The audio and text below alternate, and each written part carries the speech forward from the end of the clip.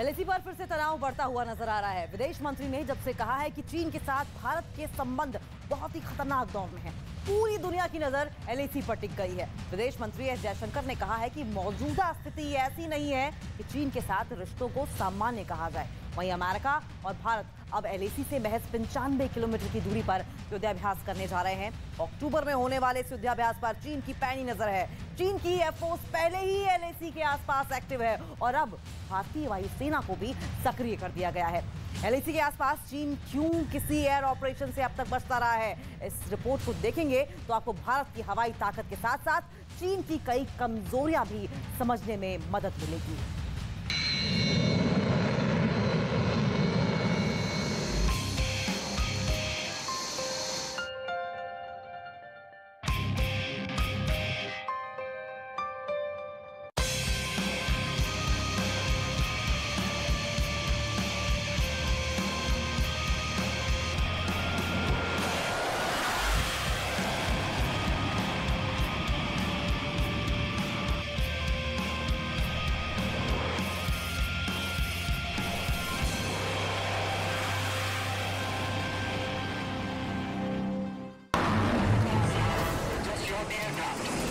स्वतंत्र भारत में आजाद आसमान का सबसे भरोसा दिलाने वाली तस्वीर है।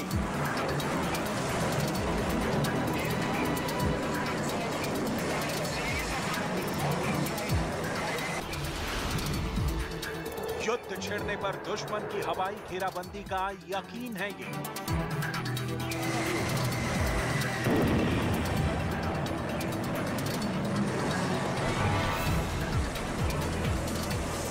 अगर जंग हुई तो दुश्मन के खेमे में हाहाकार मचाने वाली मशीन है।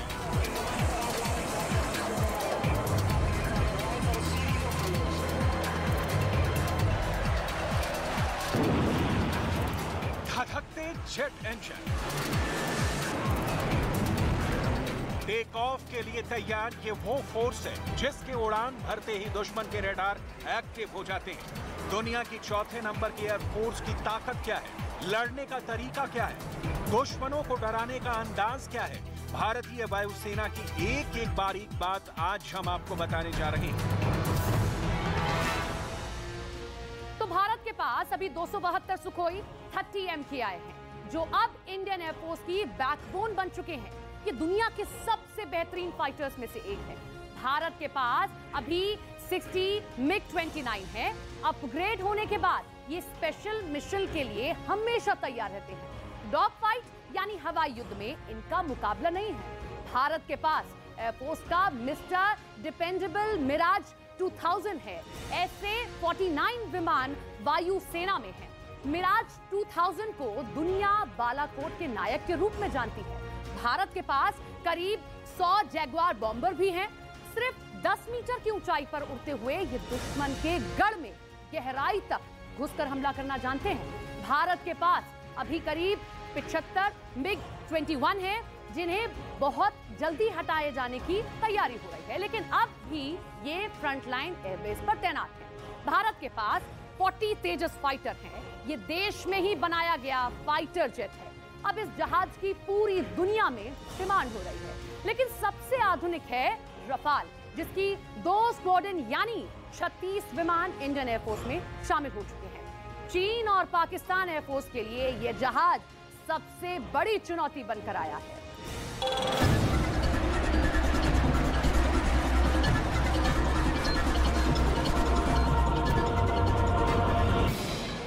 इंडियन एयरफोर्स का एक एक फाइटर खास है।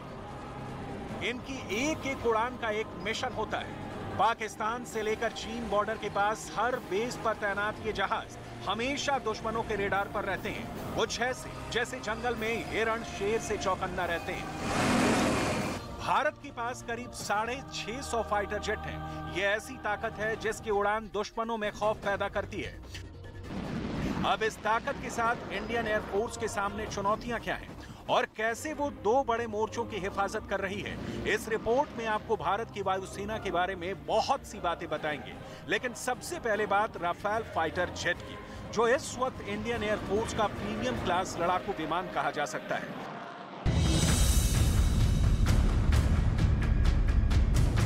भारत के पास राफेल अभी महज 36 ही हैं, लेकिन इनके आने से वायुसेना की ताकत बहुत ज्यादा बढ़ गई है, जो 2 मोर्चों पर देश के आसमान की हिफाजत कर सकते हैं। फ्रांस से लिया गया ये जहाज बहुत स्पेशल है। राफेल के बारे में सबसे खास बात जानने से पहले इनकी डिप्लॉयमेंट के बारे में कुछ पॉइंट्स जान लीजिए। अभी भारत के पास राफेल की पूरी 2 स्क्वाड्रन है, यानी 18 जहाज की 2 फ्लीट। एक स्क्वाड्रन हरियाणा के अंबाला में तैनात है, जबकि दूसरी स्क्वाड्रन 1500 किलोमीटर दूर पश्चिम बंगाल के हासीमारा एयरबेस पर डिप्लॉय की गई है। इन दोनों एयरबेस पर राफेल के तैनात होने के मायने हैं कि चीन और पाकिस्तान के खिलाफ 2 बड़े मोर्चों पर दुश्मन के विमानों की घुसपैठ अगर हुई तो वो वापस बचकर नहीं जा पाएगा। अंबाला और हासीमारा में राफेल का होना उत्तर भारत के आसमान को सुरक्षित बना देता है और साथ में पूर्वोत्तर पर भी चीन की गलत नजरों का मुकाबला करता है। इस वक्त दुनिया में कई एयरफोर्स की पसंद बन चुका है राफेल लड़ाकू विमान। चीन और पाकिस्तान के किसी भी जहाज से बेहतर फाइटर जेट माना जा रहा है। 4.5 जनरेशन का ये फाइटर जेट फ्रांस का सबसे आधुनिक जहाज है। इसमें लगा AESA रेडार, यानी active electronically scanned array radar इसे एक साथ कई टारगेट को ट्रैक करने और उन पर हमला करने की ताकत देता है। रेडार के कंप्यूटर सिस्टम को भारत की जरूरतों के हिसाब से डिजाइन किया गया है। रिफ्यूलिंग के साथ 3700 किलोमीटर की रेंज राफेल को बड़े दायरे में ऑपरेशन करने की खूबी देती है। राफेल की रफ्तार 2200 किलोमीटर प्रति घंटे है, लेकिन इससे ज्यादा खतरनाक तो राफेल में लगी मिसाइल है। इसमें लगी मीटियोर मिसाइल 150 किलोमीटर की दूरी से दुश्मन के विमान को खत्म कर सकती है, जबकि स्काल्प क्रूज मिसाइल 500 किलोमीटर दूर ठिकाने को तबाह कर सकती है। राफेल अभी 36 हैं, लेकिन ये जब भी इस्तेमाल किए जाएंगे तो बहुत ही खास मिशन पर इन्हें तैनात किया जाएगा। राफेल और सुखोई 30 MKI का मिलकर काम करना किसी भी दुश्मन वायुसेना के लिए हारने की पूरी गारंटी मानी जाएगी।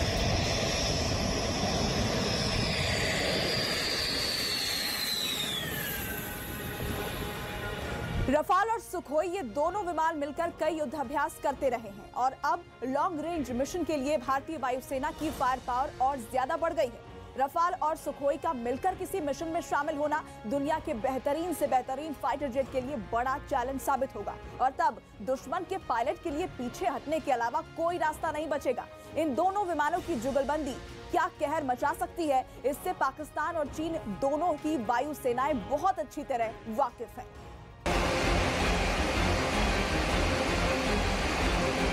राफेल अगर 500 किलोमीटर दूरी वाली क्रूज मिसाइल लेकर उड़ता है तो सुखोई के पास सुपरसोनिक क्रूज मिसाइल वाली पावर है, क्योंकि 272 में से 40 सुखोई तो ब्रह्मोस क्रूज मिसाइल को लॉन्च करने के लिए अपग्रेड किए गए हैं।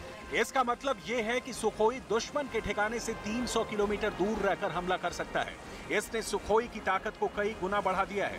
ब्रह्मोस ऐसी मिसाइल है जिससे पाकिस्तान और चीन बहुत ज्यादा घबराते हैं। सुपरसोनिक रफ्तार से चलने वाली ये मिसाइल जब फायर की जाती है तो ये कब टारगेट पर पलक झपकते ही पहुंच जाएगी, इसका अंदाजा चीन को भी है और पाकिस्तान को भी। लेकिन एयरफोर्स के सामने अब चुनौती भी बहुत ज्यादा है। अभी भारतीय वायुसेना के पास 31 स्क्वाड्रन है, जबकि जरूरत 42 की है। ऐसा इसलिए क्योंकि खतरा चीन से भी है और पाकिस्तान से भी है, और इस 11 स्क्वाड्रन की कमी को पूरा करना वायुसेना का सबसे बड़ा एजेंडा बन चुका है।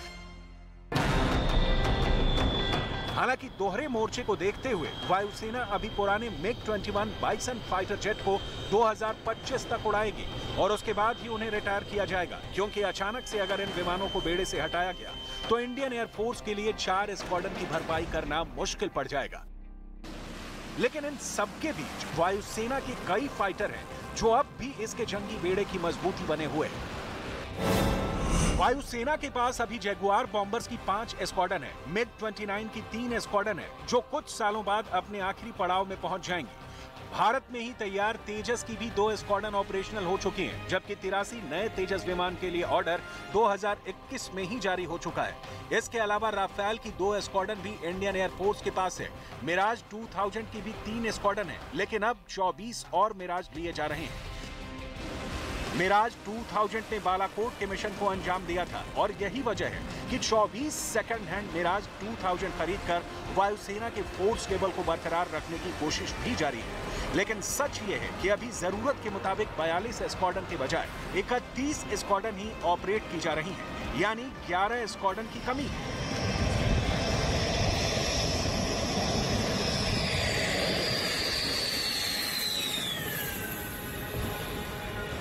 2035 तक इस गैप को खत्म करने की तैयारी है और इसके लिए नए लड़ाकू जहाज जल्द से जल्द शामिल करने का प्लान भी है ताकि दोनों मोर्चों पर पाकिस्तान और चीन का ख्याल रखा जा सके। अभी रफाल और सुखोई वो विमान हैं जिनकी मौजूदगी का मतलब है इंडियन एयरफोर्स हर कमी, हर मिशन को पूरा करने की काबिलियत रखती है। रफाल जहां बहुत ज्यादा आक्रामक होने का भरोसा देता है, तो सुखोई को इस वक्त वायुसेना की रीढ़ कहा जा सकता है।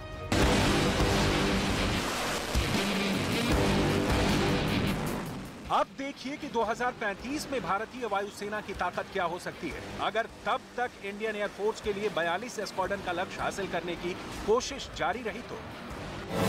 2035 में सुखोई 30 MKI वायुसेना का बड़ा हिस्सा होगा। राफेल भी ताकत बना रहेगा। तेजस फाइटर के नए वर्जन वायुसेना में रहेंगे और साथ में एमका भी होगा, जो भारत का सबसे आधुनिक लड़ाकू विमान होगा।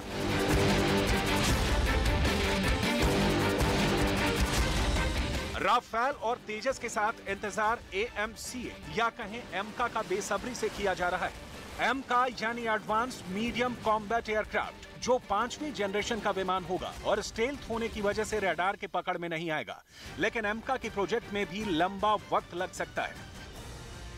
2023 में एमका का डिजाइन फाइनल हो सकता है। एमका का मतलब एडवांस मीडियम कॉम्बैट एयरक्राफ्ट है। 2024 में इसका पहला प्रोटोटाइप यानी कि फुल साइज बनकर तैयार होने की उम्मीद है, जबकि 2025 में एमका की पहली उड़ान मुमकिन हो सकती है। हालांकि वायुसेना में इसके शामिल होने की 2035 तक उम्मीद लगाई जा रही है। ये जहाज बनकर तैयार होता है तो भारत स्टेल्थ फाइटर जेट बनाने वाले चुनिंदा देशों में शामिल हो जाएगा। ये जहाज बनकर तैयार हुआ तो भारत स्टेल्थ फाइटर जेट बनाने वाले चुनिंदा देशों में शामिल हो जाएगा। ऐसे में एमका के आने से पहले क्या होगा? 2035 तक एमका के आने से पहले भारतीय वायुसेना के लिए क्या नए लड़ाकू विमान खरीदे जाएंगे? इसकी तैयारी को लेकर भी कुछ जरूरी बातें जान लीजिए, क्योंकि देश की आसमानी सरहद को बचाने के लिए एक सौदा है जिसे लेकर कोशिश शुरू हो गई है। 36 राफेल की डिलीवरी के साथ अब 114 नए लड़ाकू विमान खरीदे जाने की प्रक्रिया चल रही है। इसकी शुरुआत 2019 में हो गई थी, जिसके तहत वायुसेना के लिए मल्टी रोल फाइटर जेट खरीदे जाने हैं। फाइटर जेट के इस मुकाबले में अमेरिका की तरफ से 2 जहाज की पेशकश की गई है। एक है F-16 का नया रूप F-21, दूसरा है F-18 सुपर हॉर्नेट, तीसरा है स्वीडन का ग्रिपेन। रूस की तरफ से MiG-35 कतार में है, जबकि यूरोप की कई कंपनियों का मिलकर बनाया गया यूरो फाइटर टाइफून भी इस मुकाबले में है। हालांकि इन सब की दावेदारी के बीच राफेल का होना सबके लिए इस सौदे को बहुत बड़ी चुनौती भी बना देता है। मल्टी रोल फाइटर का सौदा $18 बिलियन का होगा, यानी 1 लाख करोड़ से भी ज्यादा के विमान खरीदे जाएंगे और तब भारत के पास 120 से ज्यादा तेजस भी होंगे और सुखोई को भी अपग्रेड किया जा चुका होगा। हालांकि MiG-21 की 4 स्क्वाड्रन तब तक रिटायर भी हो चुकी होंगी और साथ में MiG-29 के भी आखिरी साल बाकी होंगे। लेकिन फिलहाल देश की सबसे बड़ी उम्मीद राफेल फाइटर जेट है और साथ में तेजस भी, जो देश में बनाया गया लड़ाकू विमान है और अब इसका भी नया वर्जन तैयार हो रहा है। तो जब एक बार जंग शुरू हो जाती है तो बड़े बड़े मिलिट्री एक्सपर्ट्स भी ये अनुमान लगाने में फेल हो जाते हैं कि आखिर आगे क्या होगा। एक ऐसी ही चौंकाने वाली रिपोर्ट अमेरिका से सामने आ रही है, जिसमें यह दावा किया गया है कि अगर चीन और ताइवान के बीच जंग में अमेरिका कूदा तो अमेरिका को दूसरे विश्व युद्ध से भी ज्यादा नुकसान होगा। आखिर क्या है इस रिपोर्ट में जो अमेरिका के बड़े बड़े जनरल परेशान हो गए हैं? इस रिपोर्ट में बहुत से चौंकाने वाली बातें भी सामने आई हैं, आप भी देखिए।